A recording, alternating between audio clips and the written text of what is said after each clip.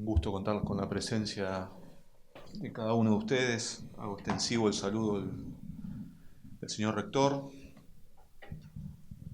Saludo a autoridades, investigadores, alumnos, al equipo de la Secretaría de Ciencia y Tecnología, al equipo de la Secretaría de Investigación del DIT,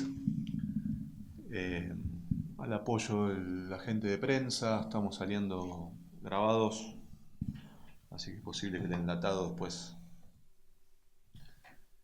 se difunda. Me toca dar las palabras de inicio. Medio se impone la idea. La Semana de Vinculación Tecnológica tiene como fundamentación y epicentro el día 4 de junio, que es el Día Nacional de la Vinculación Tecnológica, en homenaje a Jorge Sábato, físico, tecnólogo argentino. Para muchos conocido, fue quien pergenió el modelo teórico que lleva el nombre justamente de triángulo de Sábato, el cual pone en relación sinérgica, digamos, como se dice ahora, el complejo científico-tecnológico con los sectores socioproductivos y las áreas de gobierno. En virtud de esto, ya es una suerte de tradición, el CIN, el Consejo Interuniversitario Nacional, un poco marca en términos sistémicos esta instancia para dar continuidad y otorgar visibilidad a las acciones de vinculación tecnológica que impulsamos de las diversas instituciones universitarias públicas de nuestro país. En lo particular, desde la Universidad Nacional de La Matanza, nuestra promoción, poco conocida, creo yo, está bastante ya instalada. La efectuamos habitualmente desde diferentes y un conjuntito de instrumentos. Tenemos uno propio, que este año la cosa viene un poco incierta en términos de presupuesto, voy a decir una obviedad, pero en realidad está atada ahí. Pero nosotros tenemos el programa Vincular, es un programa histórico que dio muy buenos productos, que inclusive tiene su publicación gratuita online. También hay un físico, para quien interesa lo puede solicitar en la unidad académica o bien nos lo pide a nosotros. Tenemos una participación bastante activa en instrumentos ya de alcance, digamos, extrainstitucional, provinciales sobre todo, el FIDBA, precisamente el Departamento de Ingeniería e Investigaciones Tecnológicas ha sido adjudicatario con una partida presupuestaria de apoyo en uno que se encuentra vigente, en otro sin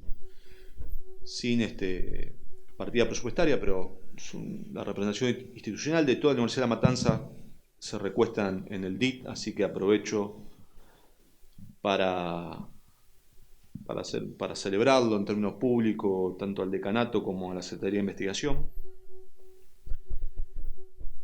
Hay un instrumento reciente al cual ya estamos trabajando, el FONIX, que es el Fondo de Innovación en Ciencias Sociales y Humanidades, también perteneciente a la provincia de Buenos Aires.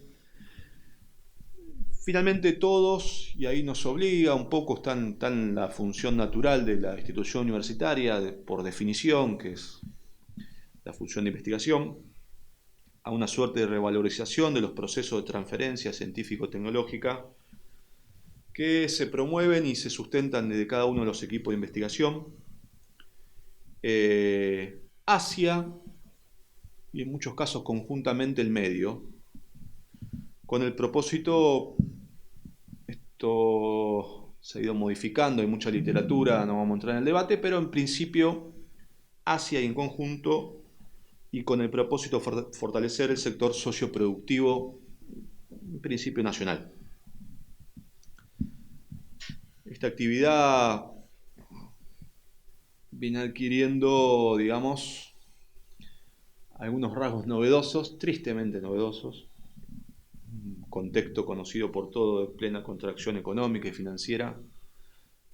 La semana pasada la universidad predispuso una radio abierta bueno, me convocaron a una mesa redonda.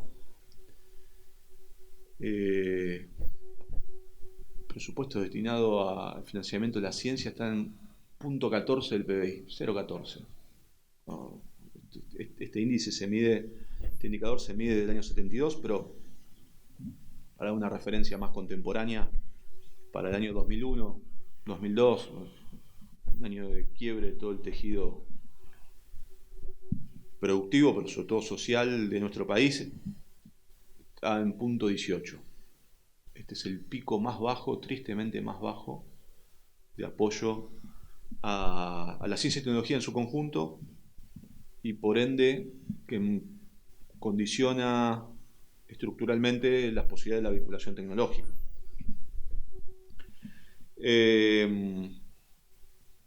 Esto nos obliga a redoblar los esfuerzos institucionales, los esfuerzos de gestión, los esfuerzos de aliento a los equipos de investigación,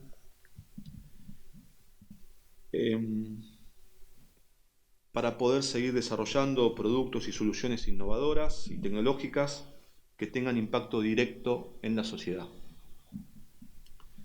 Eventos de visibilización, como lo que nos proponemos a lo largo de toda esta semana, o inauguramos con el DIT, pero toda esta semana vamos a tener eventos de divulgación y de algunas experiencias que seleccionó cada departamento de equipos que han trabajado en la vinculación tecnológica.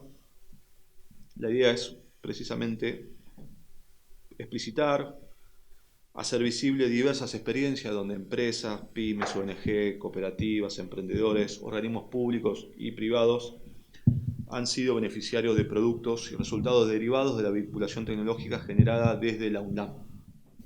En lo habitual, por ahí por mi rol, que soy secretario de Ciencia y Tecnología y del equipo nuestro, en el día a día nuestro, cuando uno piensa en transferencia, siempre piensa en una transferencia de tipo científica, que es esa que comunicamos en las revistas especializadas, a través de papers, con los pares disciplinarios, o la gente que anda preocupada por temas más o menos parecidos a lo que estamos preocupados cada uno de los investigadores. Tenemos esta otra transferencia que viene adquiriendo mucha musculatura, mucho cuerpo, un poco el entramado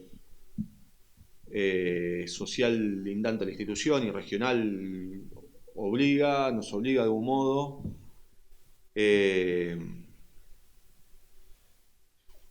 Y esto hace que le estemos prestando una sustantiva atención a estas actividades, que tienen que ver con una perspectiva hacia el medio, no hacia adentro, no hacia adentro. Esto al mismo tiempo es un imperativo, que no quiero perder la ocasión de decirlo, es un imperativo a cada uno de nosotros y a cada una de las instituciones comprometidas en el complejo científico-tecnológico nacional, que vienen haciendo un empeño muy sostenido y característico, que inclusive hace de los actores e instituciones argentinos una referencia reconocida y reconocible en el escenario occidental, ostentando una vasta trayectoria científico-tecnológica. Estamos dotados de un personal científico y tecnológico reconocido mundialmente, no tenemos que perder de vista nunca esto es un activo nacional, y con un sector socioproductivo al cual nos predisponemos en la transferencia tecnológica, el salto hacia la innovación,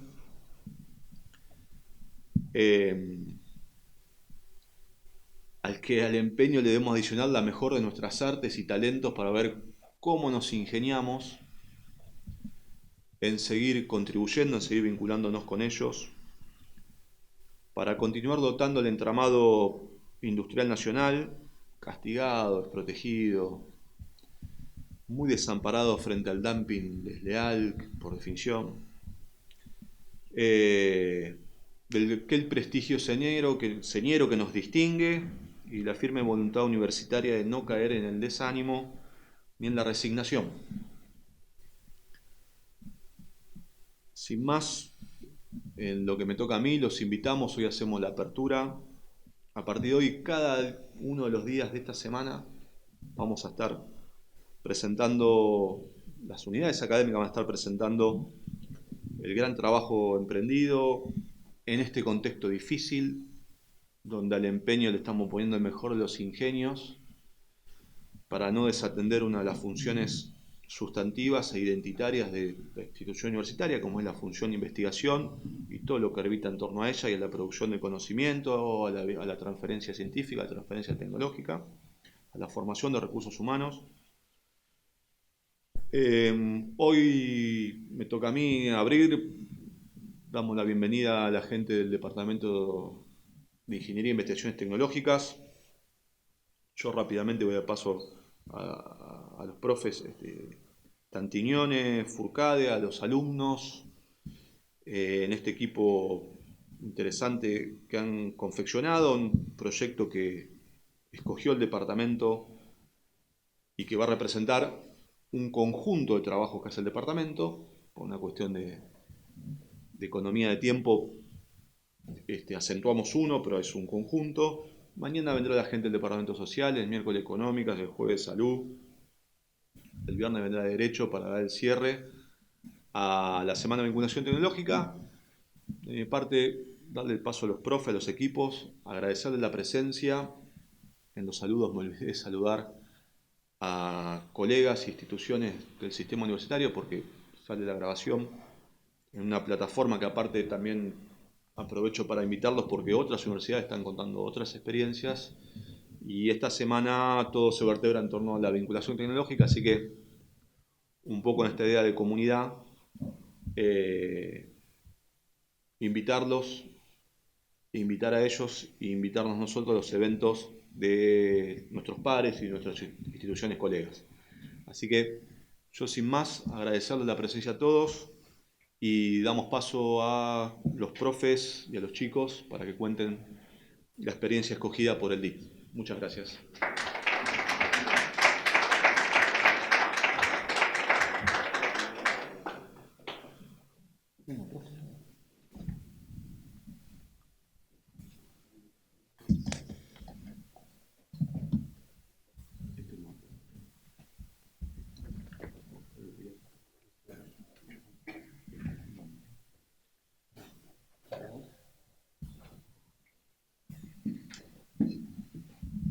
Pablito, no me hagas quedar mal con el micrófono, por favor. A ver ahora.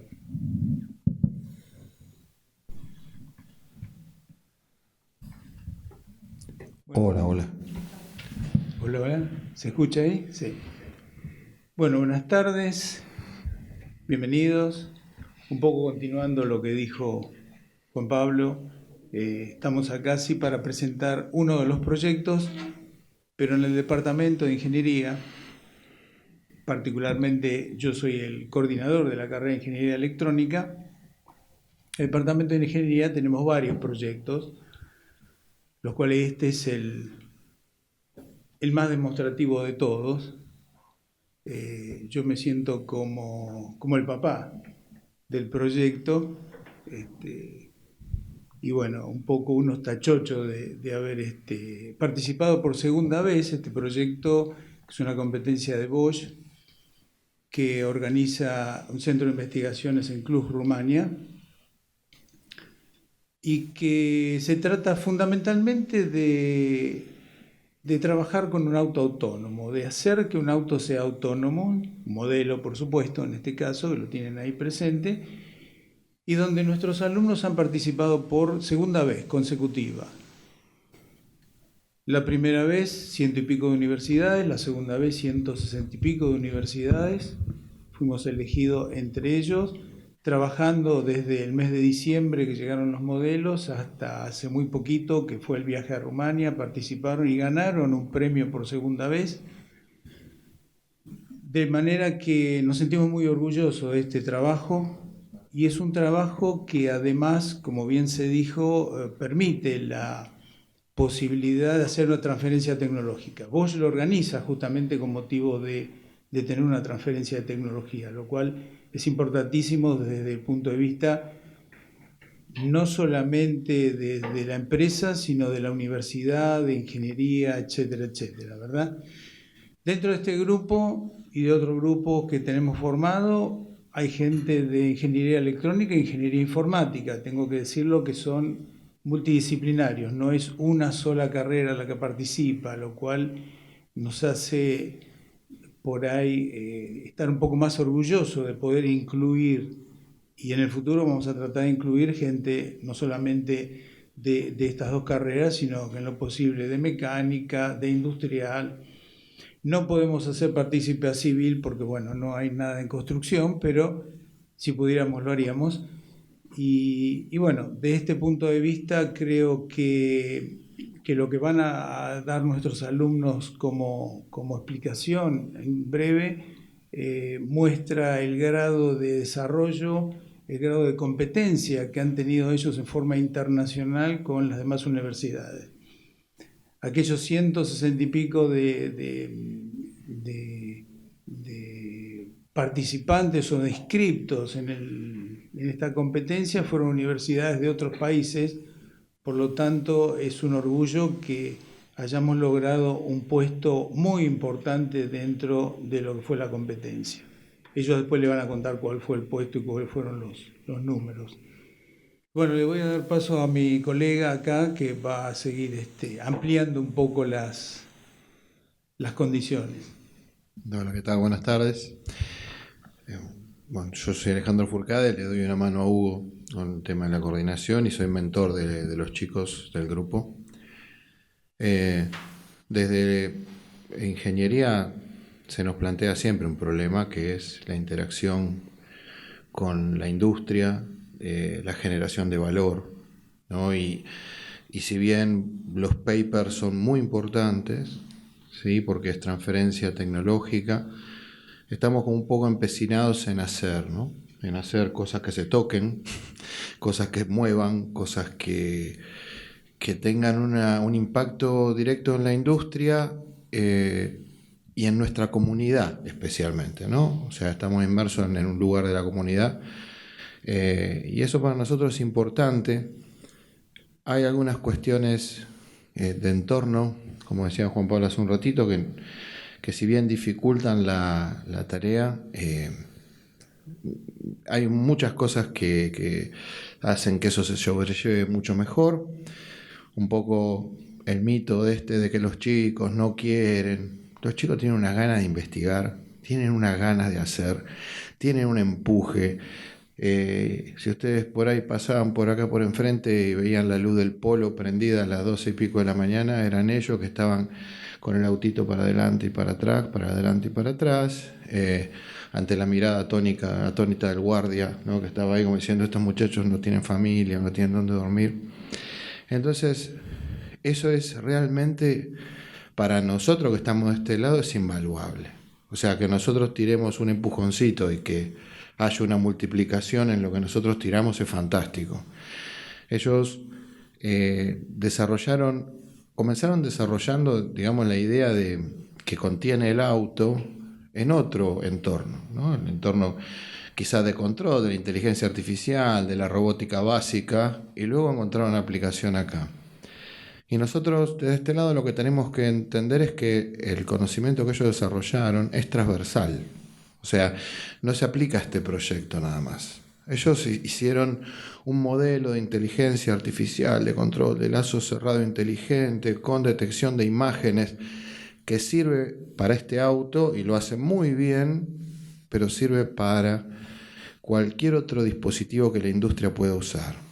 Entonces, no tenemos desde este lado que resetear las investigaciones y empezarlas de vuelta, sino articular con el conocimiento ya adquirido y camino ya transitado, y este es importantísimo, porque hoy en día lo que ellos hicieron es aplicable a, se me ocurren 10 o 15, digamos, ítems que tienen que ver con la industria, que tienen que ver con nuestra comunidad, que tienen que ver con, o sea, la inteligencia artificial, la detección de imágenes, el control, la detección, la toma de datos, se aplica a la agricultura, a la industria, IoT, industria 4.0, o sea, hay un montón de campos, ¿sí? Entonces, este tipo de desarrollos y no tienen que quedar en el impulso personal, sino que tienen que justamente plasmarse tanto en transferencia de conocimiento a través de papers, como también como decía hace un ratito, nosotros quizás somos un poquito fanáticos del tema de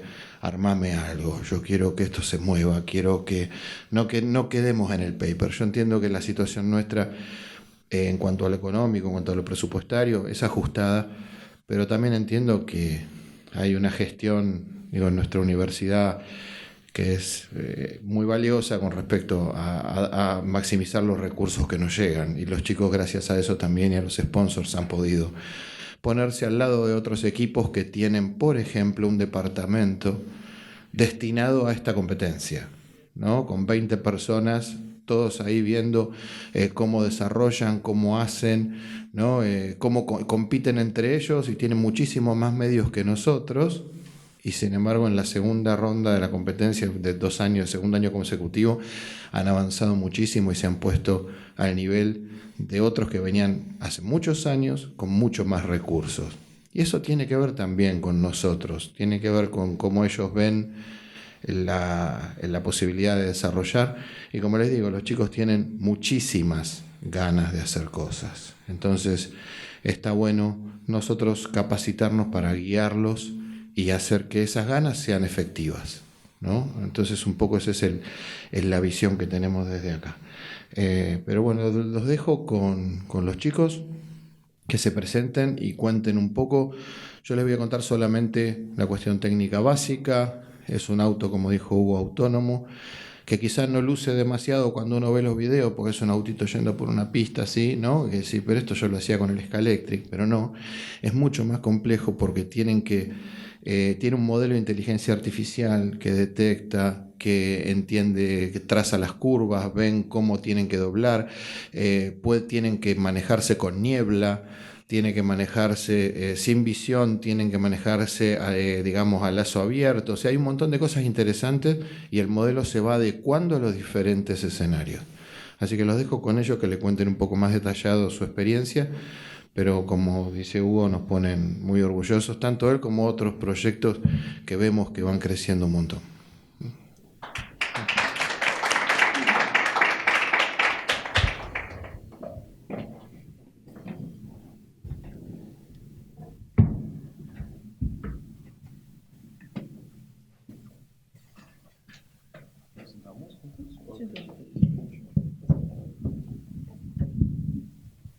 Si lo saco, se cae.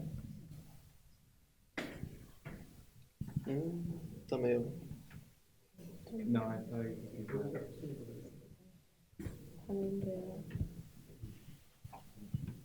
Viste cómo los criamos, Hugo, tienen cuidado, son muy cuidadosos, no tratan de romper nada.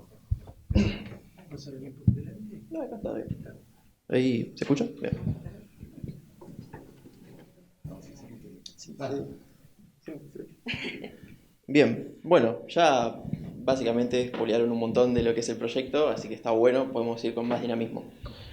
Bueno, nos presentamos, nosotros somos el equipo Lab One, somos un equipo compuesto por estudiantes de la carrera de Ingeniería Electrónica e Informática, una ya recibida de Ingeniería Informática, y nuestro desafío tiene una premisa simple y una resolución compleja.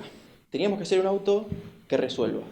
Tenía que ser capaz de entender en dónde estaba sin hacer uso de un GPS, tenía que ser capaz de estacionar en parcelas donde quizás había autos o quizás no, en un entorno dinámico, tenía que ser capaz de resolver escenarios donde había túneles, rampas, incluso niebla, todos escenarios hechos para engañar a los sensores que tanto años venimos estudiando en aprender cómo funciona. Bien. Nosotros nos inscribimos en octubre del año pasado junto a 163 equipos universitarios de todo el mundo.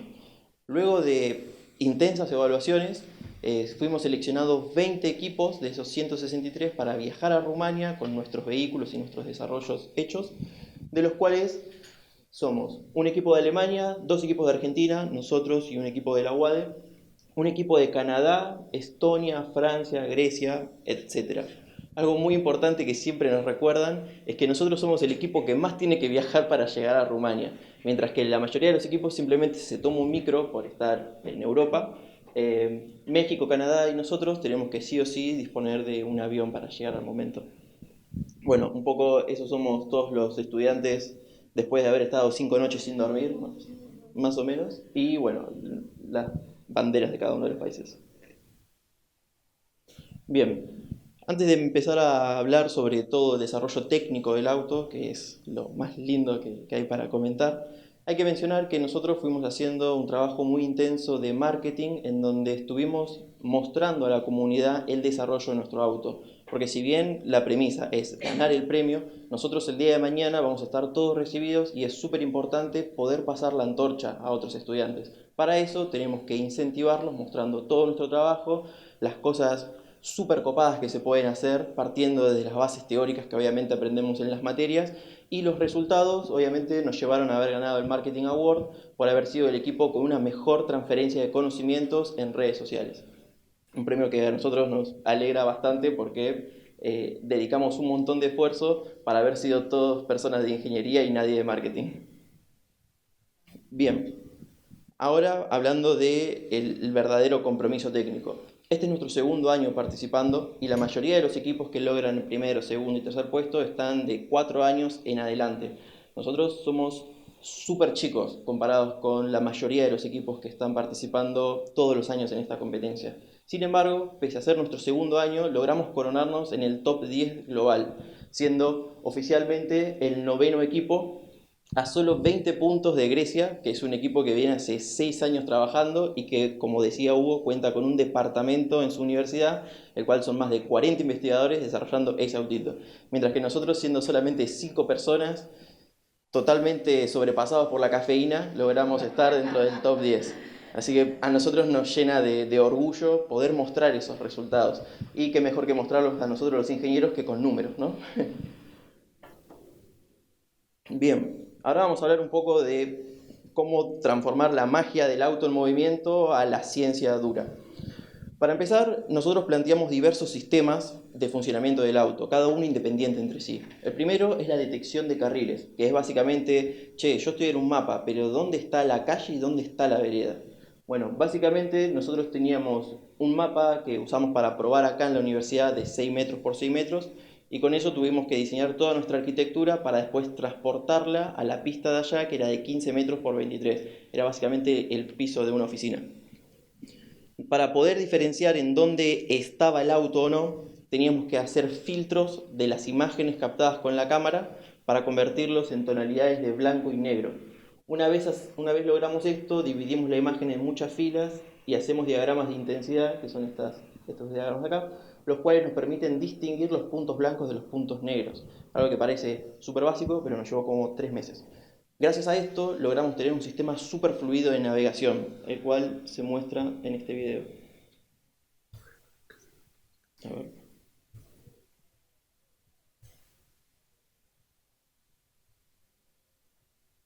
Bueno. El mayor desafío de todo ingeniero, un PowerPoint. Bien, ahí podemos ver cómo instante a instante, en base a los frames capturados por la cámara, se traza una curva, la cual asegura que el auto se mantenga en el medio del carril. Esto es súper importante, sobre todo para no salirse de la pista y reaccionar frente a eventuales señales que vamos a estar mostrando a continuación. Bien, ahora. Bien, ya logramos hacer que el auto esté en la pista. Ahora, ¿cómo hacemos que sea inteligente, que reaccione frente a eventos? Para eso planteamos el entrenamiento de un modelo de inteligencia artificial usando la arquitectura de YOLO, el cual, al realizar un entrenamiento nosotros mediante un dataset custom, logramos una alta confianza en todas las señales de tránsito, que es básicamente lo que tiene que detectar el auto para reaccionar. Por ejemplo, si ve una señal de cruce peatonal, reducir la velocidad; si ve una señal de entrada de autopista, acelerar; una señal de stop, frenar, etc.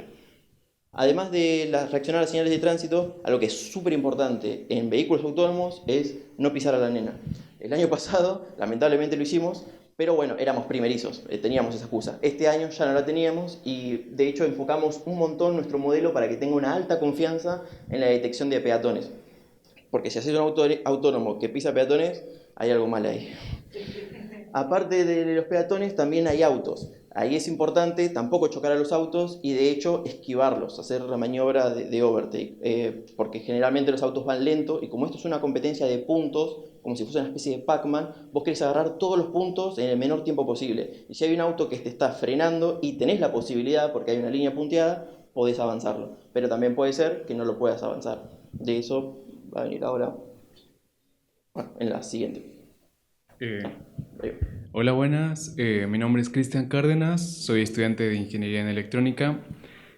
Yo me encargué más en la parte de los sensores, que en sí es cómo el auto percibe su entorno. El auto, si bien podía ver, o sea, ya tenía un sentido, necesitaba un sentido de orientación. Para eso nosotros usábamos un IMU, que más o menos en palabras simples es una brújula. Es lo que le permite al auto saber cuántos grados gira a la derecha, cuántos grados gira a la izquierda. Y esto es muy importante porque cuando ve una curva, debe saber cuánto girar, cuánto debe recorrer. Otro sensor que usamos es un encoder que le permite medir el desplazamiento. Porque si tenemos el ángulo y no sabemos cuánto nos estamos moviendo, no sería. Entonces todo este conjunto nos ayuda a desplazarnos. Además, teníamos otro sensor que no está, pero era un LIDAR, que era lo que le permitía detectar obstáculos. Si bien podría en el carril cruzarse un auto, podíamos verlo con la cámara, pero no sabíamos a ciencia cierta qué distancia tenía. Entonces necesitábamos frenar y para evitar ese choque, el LIDAR venía bien. El LIDAR lo que hacía era mandar un láser y este láser retornaba y podíamos marcar una distancia. De esa forma podíamos parar y frenar con anticipación.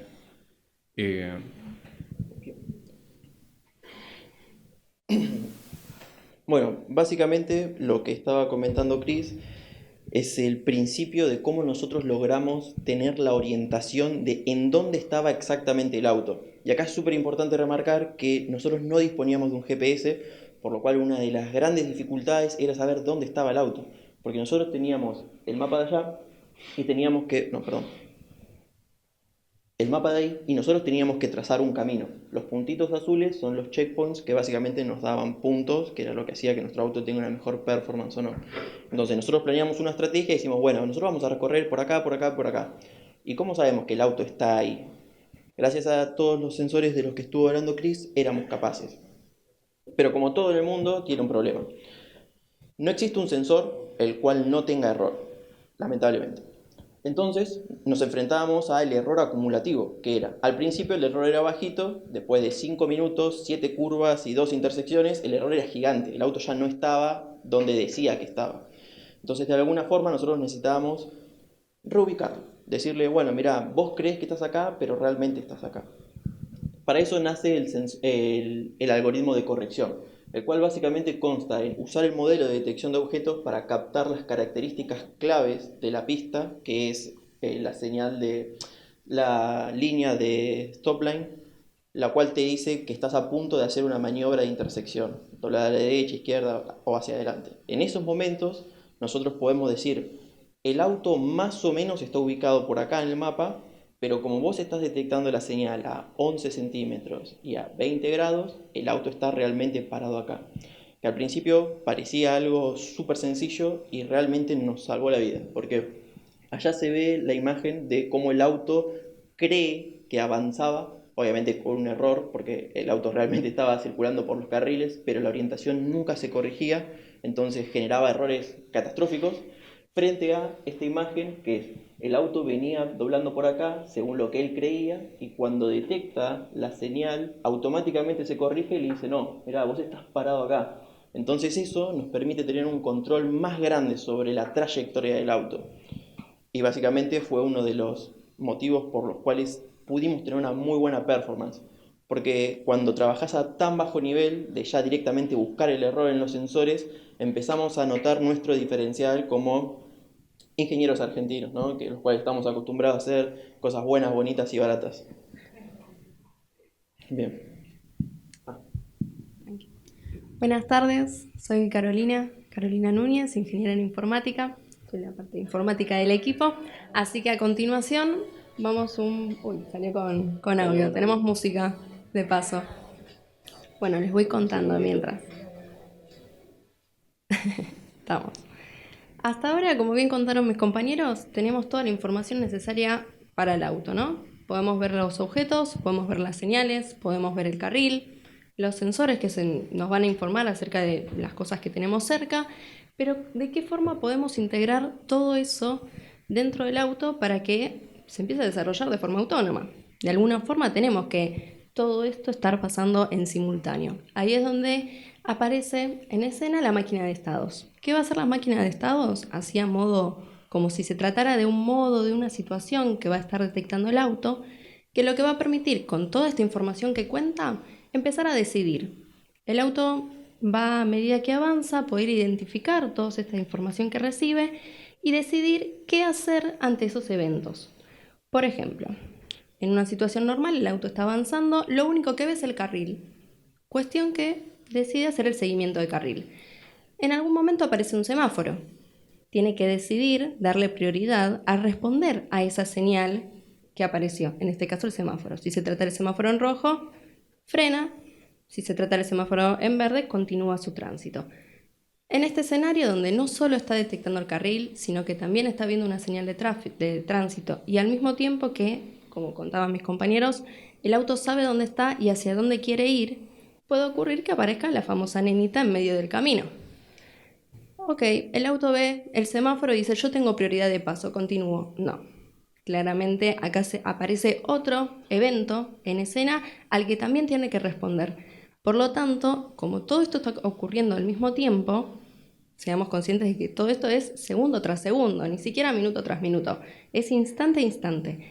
Tiene que ir coordinando de alguna forma toda esta información que recibe y darle prioridad de alguna forma. Ahí es donde aparece un poco la máquina de estados y el procesamiento de esta información que es mucha. Imagínense si para un auto a escala es mucho, imagínense un auto de tamaño real, ¿no? Así que bueno, ahí está la parte de un poco de el cerebro, cómo coordina toda esa información. Ok, el auto ya recibe información, decide, analiza lo que recibió y opera. ¿De qué forma nosotros podemos ver que efectivamente está haciendo las cosas bien? Aparte de ver el autito andando y decir, dobló donde tenía que doblar, reaccionó como tenía que reaccionar. Ahí es donde aparece el dashboard en escena. Utilizamos esta especie de interfaz, que se trata de una interfaz o como tablero de un auto real, en el que vamos a estar recibiendo toda esa información, lo que el auto está pensando y decidiendo en tiempo real, que nos va a permitir a nosotros ver de forma clara, sencilla y fácil, muchísimo. Hay un factor clave en esta cuestión, la facilidad del uso de esa interfaz para ver efectivamente lo que el auto decide. Así a modo didáctico, tenemos a mi izquierda, su derecha, dos imágenes que en realidad nosotros le decidimos desglosarlas para que puedan visualizar por separado el tema de la detección de carriles y la detección de objetos. Volvemos, todo esto sucede al mismo tiempo, por lo tanto el auto ve solo una imagen y detecta ambas cosas al mismo tiempo. Podemos ver la detección de los objetos y del carril en tiempo real. En medio vamos a poder visualizar una serie de, digamos que comandos, donde a priori el auto nos va a estar informando, por ejemplo, la batería, la velocidad, el ángulo, las coordenadas en las que se encuentra, y nosotros también le vamos a poder dar directivas. ¿Qué nos permiten esas directivas? Probarlo. De forma sencilla podemos indicarle al auto en dónde está alguna coordenada, algún detalle técnico para facilitar todas esas pruebas y a nosotros ahorrarnos tiempo en vez de ir a el código que son millones y millones de líneas. Finalmente, se terminó el video. Bueno, a izquierda podían ver una especie de mapa. ¿Qué es ese mapa? Como si fuera un Google Maps. Vamos a estar viendo la ubicación del auto en la pista, en nuestro caso en la pista de prueba, sino en la ciudad inteligente que nos ofrecen los de Bosch. Al mismo tiempo no solo vemos un auto desplazándose, sino que también la trayectoria del mismo, el rastro que va dejando a medida que avanza y las señales que detecta. Si detecta un peatón, si detecta una señal de stop, todo eso también lo va a estar registrando, cosa que nosotros podamos obtener instante tras instante la información que detectó. Finalmente, por debajo se visualizaba una consola. Como bien les dije yo hace unos instantes, nosotros podíamos indicarle cosas al auto a través de esa serie de comandos. de alguna forma el auto también nos tiene que hablar a nosotros. Todavía no lo hicimos hablar de forma real, si nos dan un par de meses capaz en una de esas, pero a priori usamos la consola. Esa consola nos va a permitir que el auto nos dé indicaciones o justificación tal vez de las decisiones que tomó en algún cierto momento donde tuvo que decir. Por ejemplo, en alguna intersección quería acercarse a su punto de destino porque decidió doblar por tal lado y no por tal otro. Así que en eso estamos. Y bueno, ¿qué cosa más importante para una charla de vinculación tecnológica? Mencionar el vínculo que pudimos obtener con los sponsors, los cuales hicieron posible el costeo de nuestro viaje hacia Rumania para poder presentar nuestro proyecto, ¿no? Bueno, tenemos las empresas de Moxit, Láser Argentina, Circo, Freeland y Asindar. Gracias a ellos nosotros pudimos costear un precio sumamente alto del viaje. Entonces no es algo menor a mencionar. Bien, acá llega nuestra cuarta integrante. Y bueno, habiendo dado la explicación general y quizás hasta un poquito técnica de lo que fue el desarrollo del auto, la experiencia vivida y afortunadamente la posición en la que quedamos, nada, agradecerles y obviamente si tienen alguna pregunta a su disposición.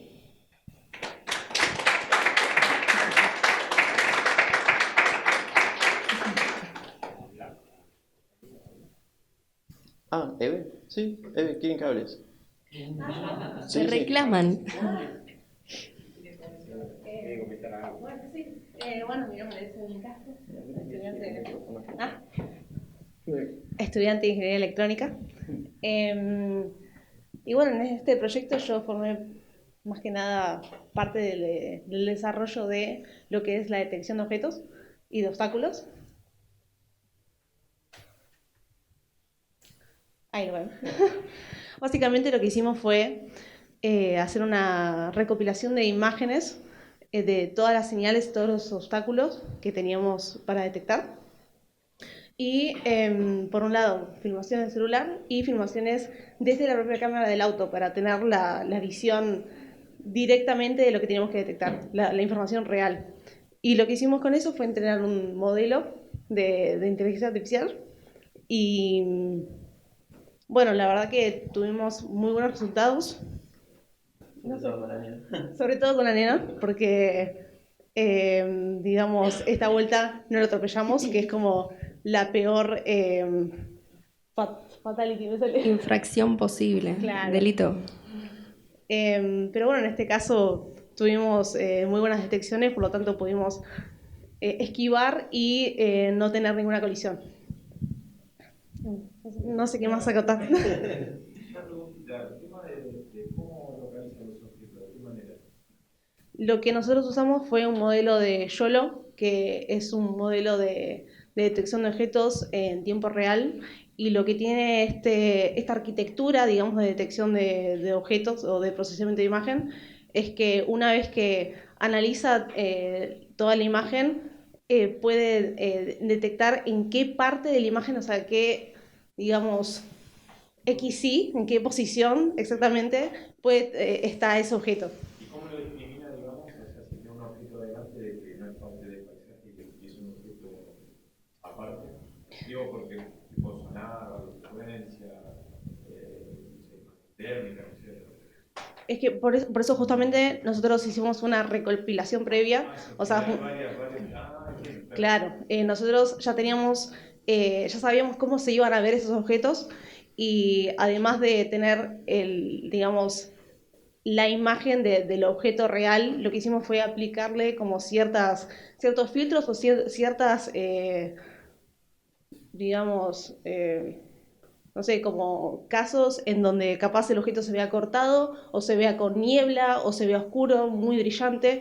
Entonces eso le dio mucha generalidad a lo que es el modelo que entrenamos, para que lo pueda detectar y pueda justamente, digamos, detectar estos objetos en todos esos entornos diferentes. Discriminar y hacer. Exacto, sí. Agrego una cosa. Esto tiene que ver con el entrenamiento en base a imágenes y lo que está corriendo en el auto es una pieza de hardware de altísima velocidad, digamos, que se compró especialmente para eso, porque las que se conseguían normalmente en el mercado no funcionaban. Entonces se está haciendo una detección de imagen y un filtro en tiempo real con una inteligencia artificial entrenada. O sea, por eso yo mencionaba que este modelo es transversal y es aplicable a otras cosas, porque en realidad lo que hicieron los chicos tiene mucho valor desde el punto de vista de que es una inteligencia artificial entrenada independiente que no está conectada a ningún lado. O sea, decide con respecto, es como si fuera un chat GPT chiquito. ¿No? O sea, eso es muy interesante desde el punto de vista de la implementación, por eso se usó, digamos, hardware avanzado y bastante complejo.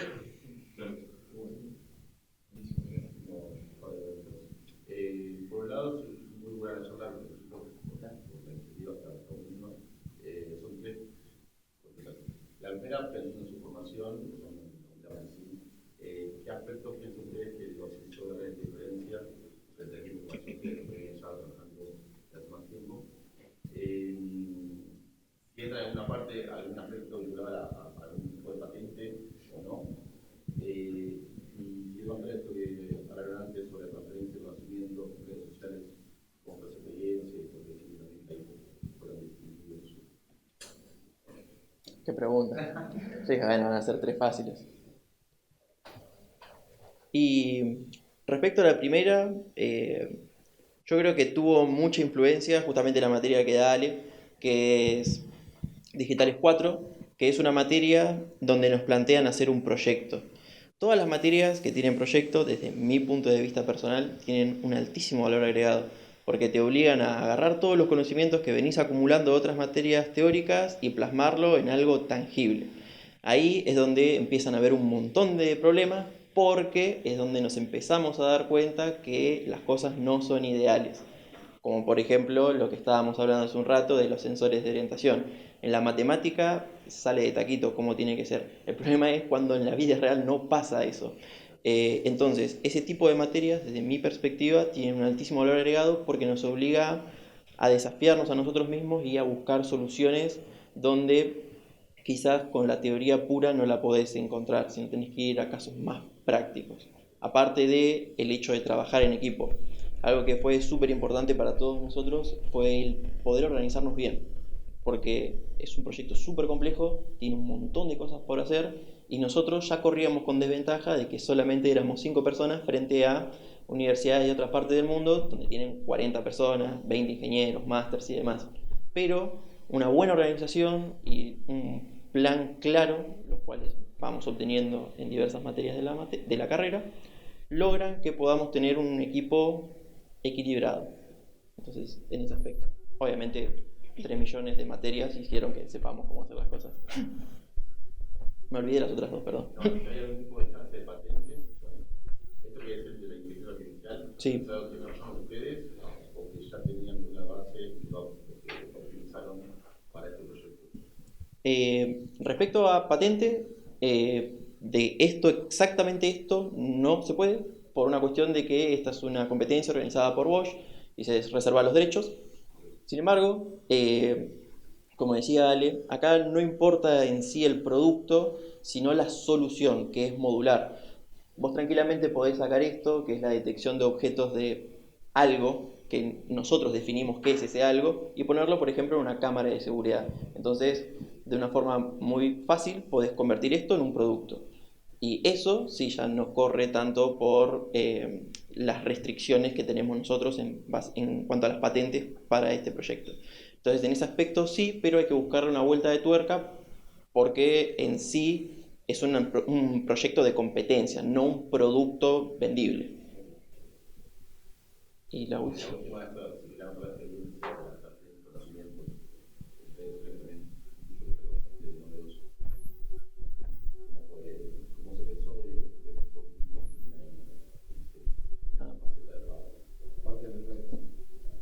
Esa sabe como más que yo. Y ahí medio que mismo desde la competencia te fomentaban a comunicar lo que estabas haciendo, así que bueno, como nosotros como equipo teníamos 2 ideas a priori. Una era comunicar conocimiento, decir bueno, en qué estamos trabajando, cómo lo aplicamos, qué cosas se nos ocurrieron o también de forma dinámica, ¿no? Porque la idea justamente de las redes sociales, mucho ahora, más que nada en la actualidad, son cositas, videitos cortitos que te atrapen. Entonces, bueno, apuntábamos a eso y también un poco algunas cosas más de juego, así como si fueran bloopers o cosas que nos pasaban incluso con el auto, de decir, bueno, de qué forma también podemos no dejar tanto en lo académico, sino y también mostrar un poco lo que sucede en la vida real. No todo sale a la primera. Entonces, bueno, un poco ese proceso de cómo fue también nuestro proyecto y cómo nosotros fuimos creciendo en él hasta llegar a la semifinal y, bueno, mostrar también todo ese camino, cosa de que del otro lado se pueda ver, nos conozcan de qué se trata el proyecto y también si hay algún otro estudiante escuchando que se entusiasme de que, bueno, toda esta salida que puede ocurrir en cuanto a la informática, la electrónica, es posible y en Argentina también tiene lugar.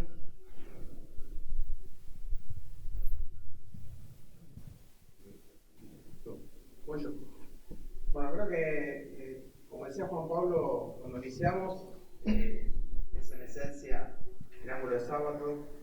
Lo que estamos viendo es conocimiento generado en el aula. Ese conocimiento generado en el aula lo que termina haciendo es traspasar las fronteras de la innovación tecnológica global y llegar al sistema de desarrollo socioproductivo. Y en vista de esto, me surgen dos preguntas. Para mí, lo que se pregunta siempre es como muy trillado, que tiene que ver cómo sigue esto. Esa sería la primera pregunta. Pero me queda algo quizás no tan trillado, que es qué mensaje le darían a otros alumnos que estén en otro año con la posibilidad de competir y avanzar, ¿no? Creo que acá en la Universidad de La Matanza mínimo se desarrollan dos actividades internacionales, una es esta, otra es el Rally Latinoamericano de Innovación, que yo soy coordinador de la sede acá de la Universidad de La Matanza, y a veces hay que vivir la experiencia para poder hacerla, porque si no te la cuentan, vos decís, este tipo de experiencia, tengo que trabajar, la cantidad de horas que tengo que poner, tengo que viajar, tengo que salir. Con el rally pasa lo mismo, hay 28 horas de trabajo y a veces cuesta mucho conseguir que grupos de alumnos quieran, con todo el bagaje de conocimientos y de estudios que tienen ustedes, quieran meterse en este tipo de competencias que tiene tanto de poner el cuerpo, ¿no? Dos preguntas. A ver quién me lo puede decir. ¿Alguien quiere? Bueno. ¿Quieres responder? No, tenés yo.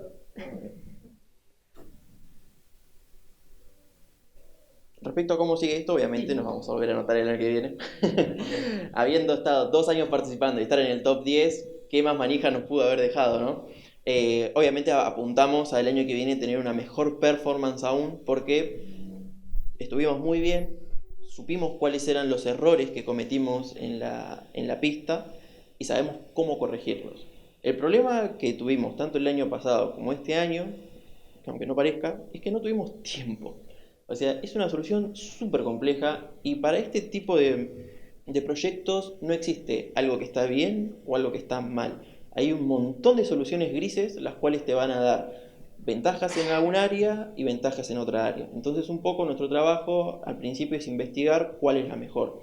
Obviamente en base a eso desarrollamos toda la solución, vamos, probamos, comparamos con el resto del mundo, vemos qué podemos mejorar y en qué estuvimos súper bien y lo volvemos a repetir hasta que estemos en una posición aún superior.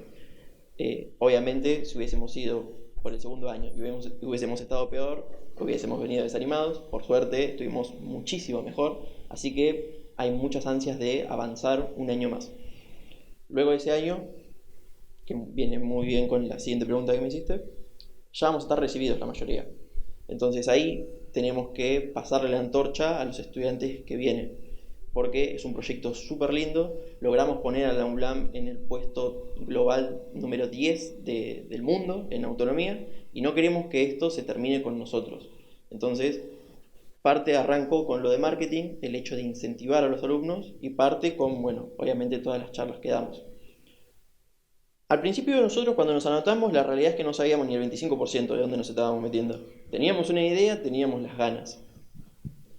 A medida va pasando el tiempo, nos organizamos, estudiamos, aprendemos por nuestra cuenta, que es algo súper importante para un ingeniero tener la capacidad de no solo quedarse con lo que uno aprende porque alguien se lo enseña, sino tener la capacidad de buscar más, porque ahí es donde realmente uno se diferencia del resto. Entonces, para empezar, los alumnos que sientan esa especie de miedo de decir, no, yo no sé nada, nosotros estábamos totalmente igual.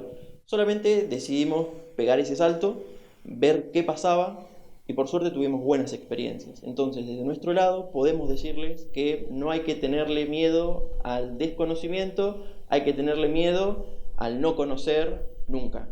Y las únicas formas de aprender, por ejemplo, cómo entrenar un modelo de inteligencia artificial, cómo resolver ciertos problemas de autonomía, cómo trabajar en conjunto con diferentes estudiantes de otras carreras, es haciéndolo. Porque no hay ni un solo examen que te vaya a poder dar esas respuestas. Entonces, lo que uno gana como estudiante no es un 10, un 9, un 8. Lo que gana es la capacidad de desenvolverse como profesional frente al mundo. Obviamente todo el prestigio de la premiación hacen que sea un poco más sencillo.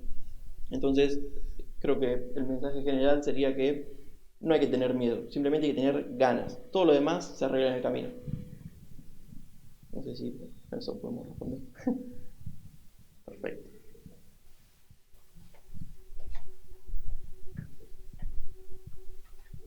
Bien. Si no hay más preguntas. Decir unas palabras, yo por mi parte, como soy la secretaria de investigación, les agradezco mucho el exponer, digamos, esta experiencia, ¿no? Me parece muy enriquecedora para todos, se ve claramente la vinculación, ¿no? Sobre todo el desafío de Bosch y las empresas, como bien dijeron, que los acompañaron, y nada, eso es muy importante porque es lo que nos permite también el poder acceder a estas competencias internacionales, medirnos, ¿no? Ver cómo van en relación con otros, así que bueno, agradezco y los felicito. Bueno, como palabras finales agradezco la presencia, agradezco a los chicos también el interés que han tenido y por supuesto que van a competir el próximo año, eso está descontado. Que se vayan a recibir, bueno, por ahí no los dejamos recibir. Sería bueno recibir. No, sí, se lo merecen y se merecen mucho más. Así que bueno, muchas gracias y espero que nos veamos el año que viene. Sí, totalmente. Con los autos acá arriba. Me tienen que traer autitos, ya les dije. Gracias.